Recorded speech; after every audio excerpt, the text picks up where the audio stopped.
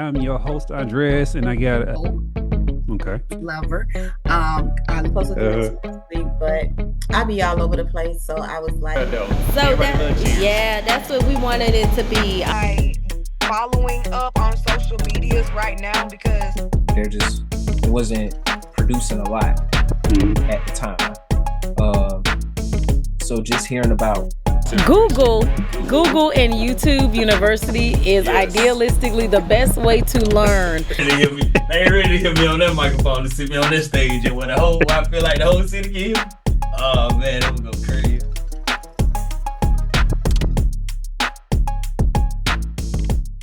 All right, y'all, tuned in for another episode of Baked Out Radio Show. I'm your host, Andres, and I have hailing all the way from Wisconsin, the Midwest area. We have Kodak Beatz.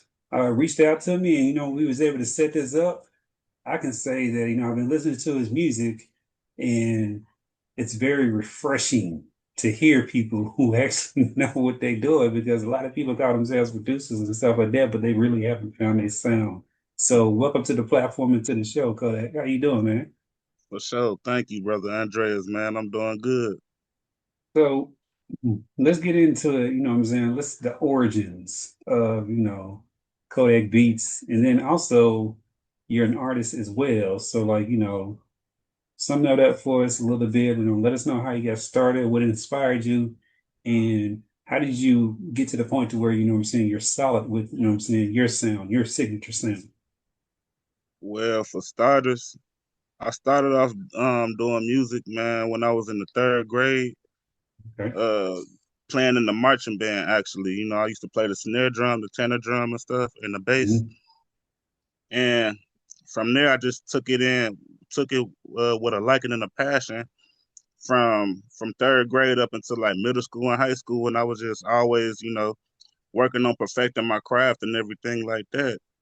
And it just ended up progressing for me. And, it just happened with that dedication that I put into it. So at what point did you really want to jump into the industry? Because I'm you could have started making beats and they would have just been for yourself, just to play around as a hobbyist, whatever, but you're actually industry professional out here. So when did it hit that mile marker for you? Oh, I say when I was around 15 to 16 years old. Yeah, 15, 16, that age group. That's when I really took it serious, and I was really putting my all of my time and my effort and my money and stuff behind it, buying equipment for producing different keyboards, Yamahas, and I had the MPC Akai's beat machines and all of that. Mm-hmm. I was just investing and stuff like that, and just always trying to figure out how to actually become a real producer. So I was doing the research behind it with the work, as far as making beats for myself and other artists as well. When did you sell your first beat? I sold my first beat in high school. How did that make you feel when you did that? Do you remember? Yeah, I ain't gonna lie. It actually made me feel real good. It made me feel I could actually, if I do it correctly, the right way, I could probably actually make a living in a real profitable career out of it. Because I actually started just selling beats, CDs and stuff to just local artists in my city here in Wisconsin. That's how I really started. Then I did the groundwork, and it started spreading through the whole state of Wisconsin, spread through Illinois, through the whole Midwest and everything. Mm-hmm. And now I'm here. That's what's up. I'm that's a great summary of that, but I know you've had a lot of steps along the way, elevating and things of that nature. So then you're making beats, right? And you're doing the producer. So when did you actually want to actually record too? Oh, that was always I always wanted to know how to do that. The same as I wanted to make music and make beats, because I always looked at it like a total package kind of thing.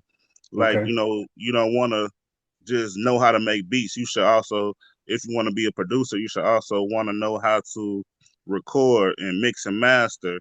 And also be able to work with different artists and different other producers as well, if that makes sense.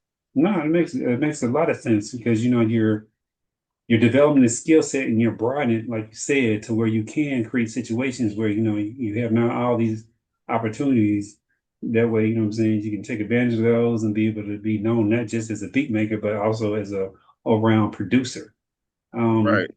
But you're also an artist as well, correct? Correct.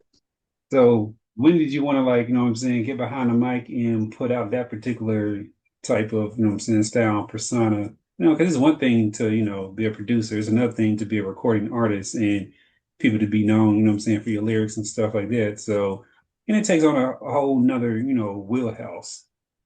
Mm. Yeah. Actually, I wanted to be a rapper before I wanted to be a producer. Really? Yeah. Yeah. I like I said, I was making music and stuff since the third grade. That's when I wrote my Mhm. first rap, when I was in the third grade, believe it or not, though. Okay. You remember it. Yeah, I remember it. It was, back then, it was just me Yeah. talking about like school and zoos and Uh-huh. stuff like that, Yeah. just little kid stuff, Yeah, I little get kid that. kind of nursery rhyme type of things. So I But I imagine, go ahead. yeah, I just always thought, it was cool.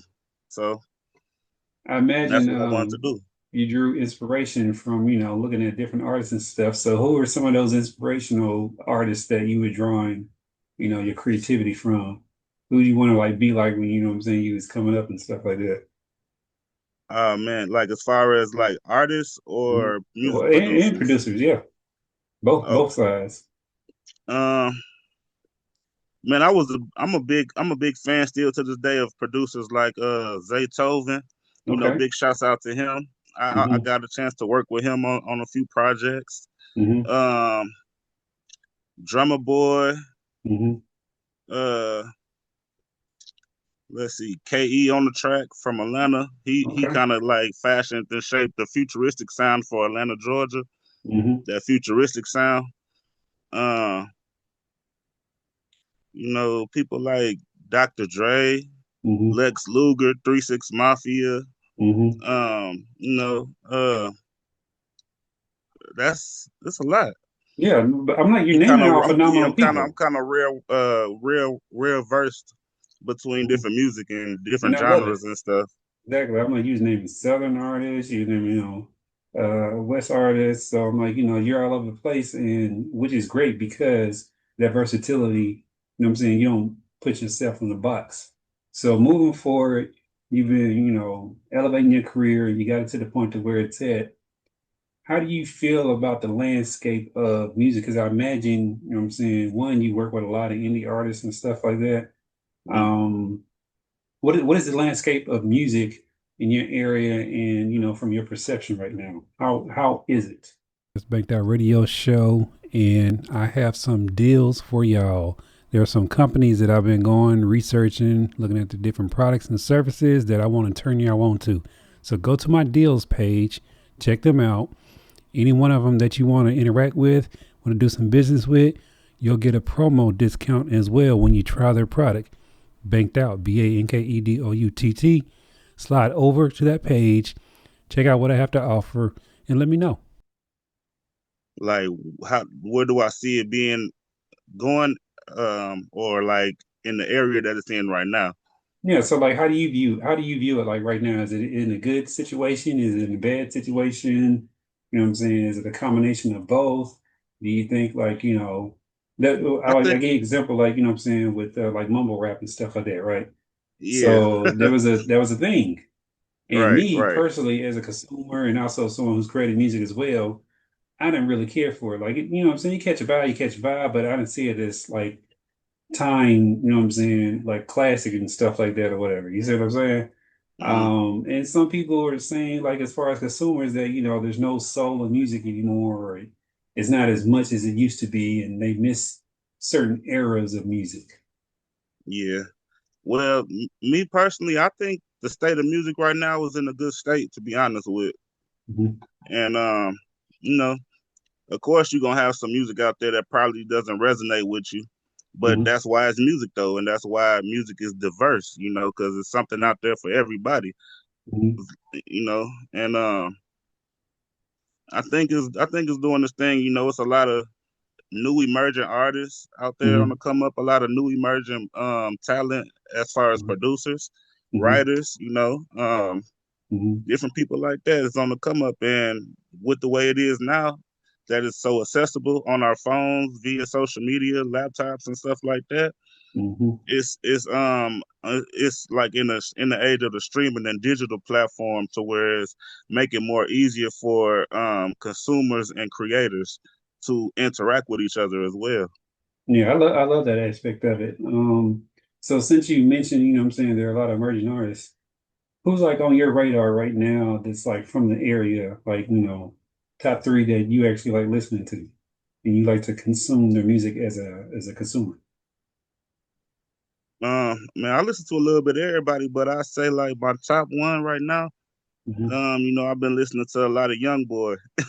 Okay. So a lot of NBA Young Boy. You know, I've been listening to Fat Soul. You know, I listen to Maya P she's from Milwaukee. You know, she made the song She Was a Fairy. So she's not that far from me. So, you know, I listen to her music. Listen to a little Lotto. I listen to all types of stuff for real. You know, you might catch me listening to some R&B on a good day for real. Yeah, hey, we go back and forth because I think, you know what I'm saying, again, music is it's about the feeling and, you know, what it does to you and how Yeah, it makes you move, whatever, and the type of mood that you be in. right. So you're very talented. Like I said, I listen to your stuff. I love it. But there's also the business side of music, right? What has been your experience just overall with dealing with the business side of music? Has it been a good experience for you? Has it been, you know, a combination of, you know, ups and downs? You know, It's been good. I have more good in it than I have more bad actually, okay. because it has its challenges here and there. You Hmm. know, being independent as well, Hmm. and then, you know, learning the the major the mainstream game Hmm. and how they run it and work, Hmm. and then but you're still being independent while you're working with some of these majors or other independent Hmm. artists. You know, it's a difference with who you're working with and how you're working with them, and on what type of level you're working with them with. Yeah. You know, Yeah, I definitely get that. I say, you know, learning like the knowledge of the actual music business, Hmm. like copyrights, publishings, royalties, you know, stuff like that. Hmm. Getting like a BMI or you know, your sound ASCAP. exchange Hmm. rights and Hmm. stuff like that. You Yeah. know, I tell a lot of people to actually sit and learn that Hmm. side of the business, because it also secures your back ends and your money. Yeah. So is there a situation where, let's say, an artist comes to you and they want to record and they have not done their research, or, you know what I'm saying, they're not affiliated with ASCAP or BMI or CSAC, right? Hmm. How do you handle that situation? Do you like, hey, look, before we really get into this lab or whatever, you need to make sure you go and at least start your account. So then once we're done, you know what I'm saying, you can upload your stuff, register it, or do you just go through and be like, hey, you know what I'm saying, we got this song. Now this is the first next step that you need to do. Yeah, it could kind of happen either way, both ways actually with me. And but honestly, as a producer, I always have my production split sheets Hmm. for all of my songs, so that way I could keep my catalog organized and stuff. And Hmm. then I also kind of like try to like develop and coach the artists that I work with as well as a music producer. Hmm. So yeah, I will give them like heads up on different game and different areas that I might see, or ask them like if they know about certain things. And and if they say no, I'll be like, well, you need to go to, you know, Hmm. copyright.gov and, you know, Hmm. register your name, register your song titles, stuff like that. You know, get your publishing together, create you a BMI and a CSCAP account, think, and get your page monetized, work to get it monetized, and all of these things in different areas. Those are the main key factors that I would try to help them with. So I like the fact, like I said, you're an artist and a producer. How do you balance that as far as with yourself? um, you know, some moments I just go through like a writing phase. Mm-hmm. Some moments I go through a producing phase, and some moments I have that phase to where I'm just rapping. Mm-hmm. So it's kind of like a mix, like how I'm feeling. I go off of my vibe a lot. I go Okay. off my vibe. That's kind of like how I like to do it. I like to go off my vibe more than often. So when you do like, what I'm saying, a creative process, even if you're producing and something needs to come out, right? Mm-hmm. What's your rollout process like? What I'm saying? Do you set strategy for yourself? I know some artists, they'll just, they'll send the music to the distributor, they'll get the links so they can post them, and that's pretty much it. Or they Mm-hmm. might shoot some type of visual content or video. They Mm-hmm. don't really have a plan as far as, okay, this is what I need to do for marketing. This is how I'm going to create content. This is how I'm going to inquire fans. So do you have like rollout plans when you do things? Yeah, sometimes I do and sometimes I don't. Like right now, I'm in the process of releasing a new album next month in December. Okay. So I'm actually gonna do a rollout plan for that one right there. So I don't know how I'm gonna do it right now though. Mm-hmm. So it's all like still in a process, but it's for sure releasing next month though. And with that, it's just I know it's gonna be a lot of heavy promo. Yeah.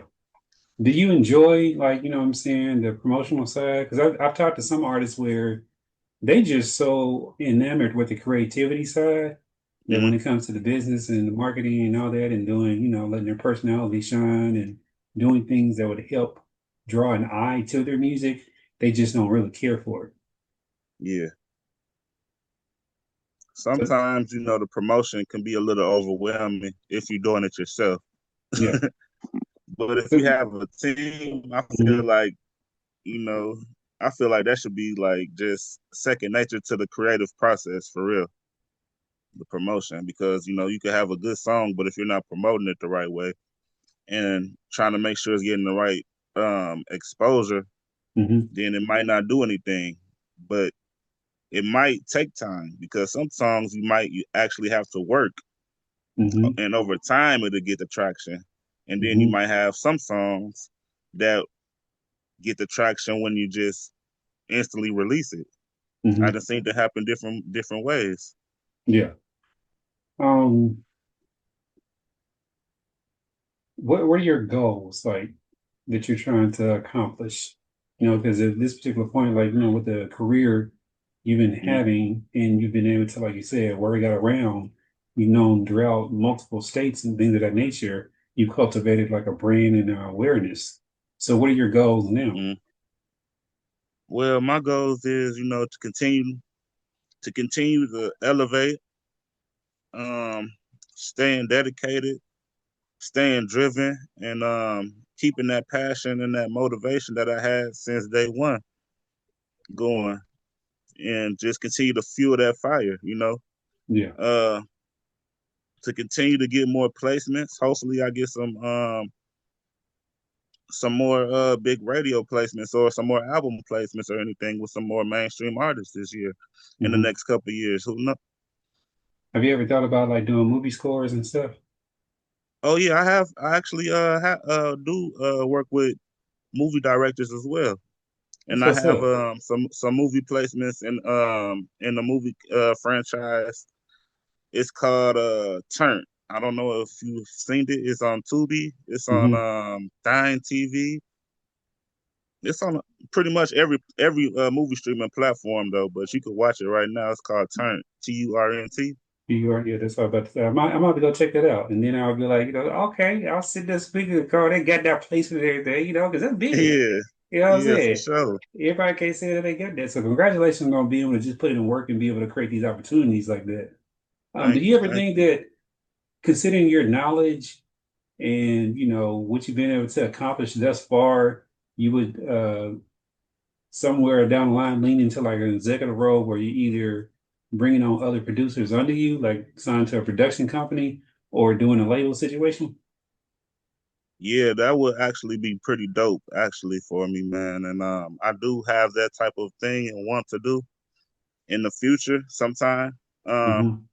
But I think I have to get with the right network of people to Hmm. actually be able to put something like that together, Hmm. and for it to be actually, you know, for it to actually be able to, what's the word I'm looking for? Oh, to Be produce like results that you want and stuff like that. Yeah. Yeah, Yeah, no, I definitely get yeah, to that. get the right results and you know, yeah, for sure. No, I get that. Tell us about the Wisconsin music scene. I'm so interested to hearing about that because I think the closest I can get is to not Wisconsin, but Milwaukee. Yeah. And I know is it MK, something K or MK something, MKB or something like that. What is her name? Oh, it's slipping my mind right now, but I talk to her every now and then so often. Hmm. Um, but tell us about the scene. Is it a supportive, like, music hub scene where, independent artists, like how Texas is, where, a lot of indie artists, they be like making bank or whatever. And then, Yeah. out in California and the Bay Area and all that, they be making bank because the culture and the community are in one and are in unison. So how's it Hmm. in Wisconsin area? Pretty much, man. All the big names that you might hear coming from Wisconsin, like in the Milwaukee area, Hmm. they pretty much doing their thing, Hmm. and it's pretty much living up to what their name is. And it's pretty much like everybody has their own thing going on, but Hmm. at the same time, it's still connected with one another, Yeah. and and it's still supportive of one another as well. Where's the furthest geographical location that you've been able to collaborate with, like an artist? Where does that come from? In Slovakia, Really? yes. How was the language barrier? Yeah, they some speak English, and some speak Slovakian. Hmm. Did it take Yeah, like a but long for like how did that come about? They just like you put your music out there and they saw it on like social media, or they just happened to oh stumble across your profile or something like that? no, remember I told you I was working with a lot. I've been working with a lot of mainstream Hmm. people. So it's like different mainstream artists such as like Chief Keef. Hmm. I was working with him. Long story short, this is how the Slovakian story came about. But I was Hmm. working with Chief Keef, and I was also working with one of his other producers under his production label, Glow Gang Producers, Okay. and his name was A Beats, and he was actually from Europe, and Ah. he was signed to Interscope Hmm. Europe's Europe's Hmm. branch, Hmm. and we was co-producing with each other. So he'll send me beats, I send him beats, Hmm. and we'll send each other collaborations and work on collaborations together. And Hmm. we'll talk via phone and stuff like that because we were both young at the time, Hmm. and yeah, it ended up they got it on one of their artists that was signed to Interscope Europe at the time, Hmm. and it took off. It's a pretty mainstream hit too. It's on YouTube right now. You It's definitely still up there. gotta like tell me the title or something so I can go check that out. You still getting your royalties and stuff, I imagine, from that. Yeah, yeah, for sure. I got my production credits and everything That's from what's it, up. and my royalties and everything from it. Yeah, you got to send me a link or something like that. I want to check that out. I Oh think that's yeah, pretty I send it dope. to you. I'll send that to you after the interview, brother. I got you for sure. That's I what's can't up. think of the name of the track right now because it's Yeah. so many songs on my head that I done, Exactly. produced. I can only imagine your musical catalog is crazy. Yeah. But I for sure will send it to you though. Okay, it's a whole music video to it in Slovakian language. That's what's up. I definitely want to check that out. For sure. So I can only imagine your catalog, right? And with people selling their catalogs, what do you think about that? And would you ever sell your catalog for a lump sum of money in the future, or would you just keep everything yourself? As of right now, I don't have a need or a want to sell my catalog. Mm-hmm.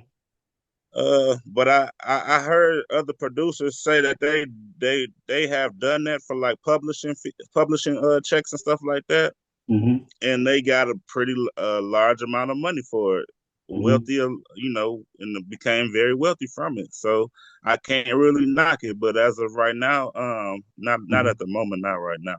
That's what's up. I love it. I think that I'm not knocking those who do, but I just think at some particular point, if everybody sells, then we just lose culture all around. Right. Because whoever owns it is going to do what they want to with it, and they're not going to protect the culture of what it is. They're just looking for the bottom line. So, right. You're a professional. What are like 3 things that independent recording artists can do to better prepare when they go into the studio? Like to have get the the song best already worked out. had a song already worked out, had the right beat to it, and go in there with that drive, that motivation, that fire. Go in there with that hunger and that passion. That's what's up. I love it. I love it. So, Kodak, I won't take up any much more of your time because I know you got to get back to doing stuff, but let everybody know, how can they reach out to you if they want to do collaborations, consultations, pick your brain, whatever the case may be, get beats, come and record, look up your music, whatever the case may be. Man, y'all could look me up on YouTube, Kodak Beatz. That's Kodak Beatz. The same is Kodak Beatz with the number 5. That's my Instagram handle. I don't know. That's pretty much Hey, that's best fine way right to hit there. me up. Exactly. So y'all make sure y'all go check out Kodak Beatz on Instagram, on YouTube, and of course it's gonna pop up on the screen. Y'all keep supporting the platform, supporting everybody that we bring on, and give them a look. And you can always keep following BankedOut_radio_show on Instagram. And this has been our interview with Kodak Beatz. Salute.